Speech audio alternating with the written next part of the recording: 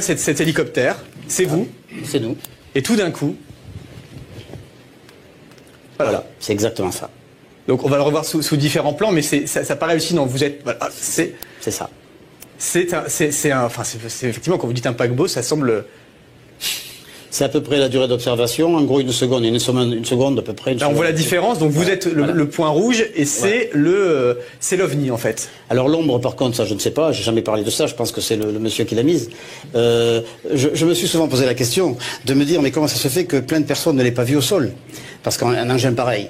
Et puis, plus tard, le hasard de mon métier a voulu qu'un jour, en tant qu'officier, posé avec un hélicoptère derrière des artilleurs, j'étais derrière un canon 155. Et le hasard voulait que j'étais derrière le monsieur qui tire la corde là.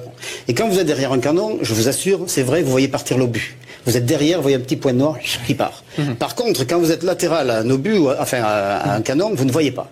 Et donc, je me suis dit peut-être que c'est parce que ça allait si vite que la rétine ne percevait pas. Alors, j'ai gardé ça pour moi très longtemps. Avec Jean-Luc, on en a parlé beaucoup.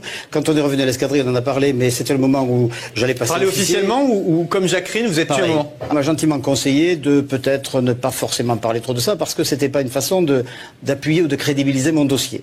Alors on a gardé ça pour nous, on en a parlé souvent. De ce jour-là, si vous voulez, j'ai été passionné par le problème OVNI. Il y a de quoi. Je ne suis pas dans la position de quelqu'un qui croit parce qu'on lui a dit. Ça c'est bien pour un chrétien, par exemple, qui n'a pas vu la